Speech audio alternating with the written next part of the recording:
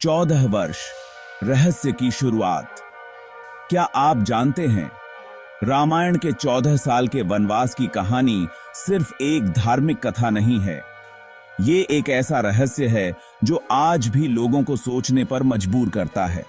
14 साल, क्या वाकई इतना लंबा वनवास सिर्फ एक वचन के कारण था, या फिर इस कहानी के पीछे कुछ और गहरा राज छुपा है? वनवास, एक राजा का त्याग। राम, अयोध्या के राजकुमार, जिनके लिए राज सिंहासन तैयार था, लेकिन किस्मत को कुछ और ही मंजूर था। अपने पिता के वचन और धर्म के पालन के लिए उन्होंने राजपाट छोड़ दिया। 14 साल के वनवास पर जाने का फैसला आसान नहीं था, लेकिन राम ने अपने धर्म को सबसे ऊपर रखा। वनवास की यह यात्रा सिर्फ एक राजकुमार की नहीं, बल्कि एक ऐसे इंसान की कहानी है जिसने त्याग और समर्पण की मिसाल कायम की। सीता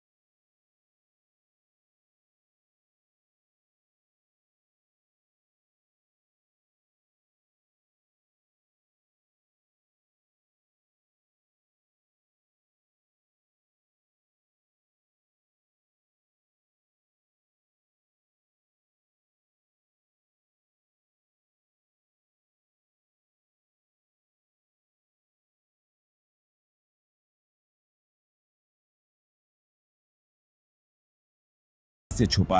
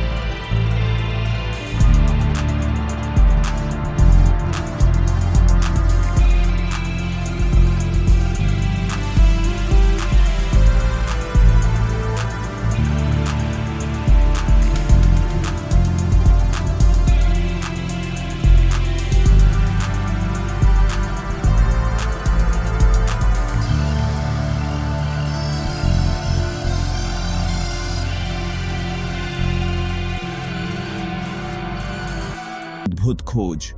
क्या रामायण में एलियंस थे? यह सवाल जितना अजीब लगता है उतना ही रोमांचक भी है। रामायण, जो कि एक प्राचीन भारतीय महाकाव्य है, उसमें कई ऐसे रहस्यमयी तत्व हैं जो हमें सोचने पर मजबूर करते हैं कि क्या उस समय की घटनाओं में एलियंस का हाथ हो सकता है। आज के समय में जब हम एलियंस और यूएफओज की बात करते हैं, तो क्या रामायण में भी उनकी झलक दिखती है? क्या उस समय के लोग भी आसमान में उड़ने वाली अजीबोगरीब वस्तुओं को देखते थे? क्या वे भी उन रहस्यमयी रोशनी और उड़न तश्तरियों के बारे में सोचते थे जिनके बारे में हम आज बात करते हैं? कुछ लोगों का मानना है कि पुष्पक विमान और दूसरे दिव्य अस्त्र असल में एलियन तकनीक के उदाहरण हैं।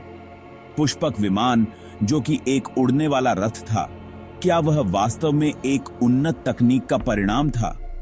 और क्या उन दिव्य अस्त्रों में कोई ऐसी शक्ति थी जो आज के आधुनिक हथियारों से मेल खाती है? क्या रावण का लंका दहन असल में किसी एलियन हथियार का नतीजा था? क्या वह आग और विनाश किसी उन्नत तकनीक का परिणाम था जिसे हम आज के समय में समझ नहीं पाते? क्या वह कोई लेजर हथियार था या फिर कोई अन्य उन्नत तकनीक जो उस समय के लोगों के लिए अज्ञात थी? यह सवाल अजीब लग सकते हैं, लेकिन यह हमें रामायण के रहस्यों पर नए सिरे से विचार करने पर मजबूर करते हैं। जब हम इन सवालों पर विचार करते हैं तो हमें यह समझ में आता है कि रामायण में कई ऐसे तत्व हैं जो आज भी हमें चकित करते हैं। क्या यह संभव है कि उस समय के लोग उन्नत तकनीक का उपयोग करते थे जिसे हम आज एलियन तकनीक के रूप में पहचानते हैं?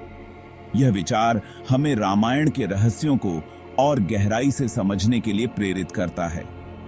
क्या हम कभी इन सवालों के जवाब पा सकेंगे, या फिर यह रहस्य हमेशा के लिए अनसुलझे रहेंगे? यह सोचने का विषय है। ठीक है, रहस्यमय वन्य जीव, मिथक या सच्चाई। रामायण में बताए गए हनुमान, जामवंत और दूसरे वानर क्या सचमुच में इंसान ही थे, या फिर ये किसी अनजानी प्रजाति के प्रतीक थे?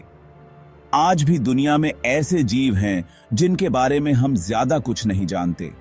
क्या यह हो सकता है कि रामायण में बताए गए कुछ जीव असल में ऐसी ही अनजानी प्रजातियों के प्रतीक थे? शक्तिशाली हथियार, दिव्य अस्त्रों का रहस्य, ब्रह्मास्त्र, पाशुपतास्त्र और दूसरे दिव्य अस्त्र, क्या ये सिर्फ कल्पना थी या फिर पुराने जमाने में सचमुच में ऐसे शक्तिशाली हथियार थे? कुछ लोगों का मानना है कि ये अस्त्र असल में बहुत ही उन्नत तकनीक पर आधारित थे। क्या यह हो सकता है कि प्राचीन भारत में आज के परमाणु हथियारों से भी ज्यादा ताकतवर हथियार थे? लंका विजय, एक नए युग की शुरुआत। रावण को हराकर राम ने न सिर्फ सीता जी को छुड़ाया, बल्कि बुराई पर अच्छाई की जीत का सबूत भी दिया। लेकिन क्या यह जीत सिर्फ एक युद्ध की जीत थी, या फिर यह एक नए युग की शुरुआत का संकेत थी? कुछ विद्वानों का मानना है कि रावण की लंका असल में एक बहुत ही उन्नत सभ्यता का प्रतीक थी, जो समय के साथ खत्म हो गई। सीता की अग्नि परीक्षा नारी शक्ति का प्रतीक। सीता की अग्नि परीक्षा रामायण का एक ऐसा हिस्सा है जो आज भी चर्चा का विषय है। कुछ लोग इसे औरत के चरित्र पर सवाल मानते हैं, तो कुछ इसे नारी शक्ति का प्रतीक मानते हैं। क्या यह बस एक परीक्षा थी, या फिर इसके पीछे कोई और गहरा राज छुपा है? यह एक ऐसा सवाल है जिसका जवाब हर कोई अपने हिसाब से ढूंढता है। अमर गाथा, रामायण का संदेश। रामायण बस एक कहानी नहीं है, बल्कि यह एक ऐसी अमर गाथा है जो हमें जीने का सही तरीका दिखाती है। यह हमें धर्म, कर्तव्य, प्रेम, त्याग और समर्पण का संदेश देती है। रामायण के रहस्य आज भी हमें सोचने पर मजबूर करते हैं और इस अमर गाथा को और भी दिलचस्प बनाते हैं।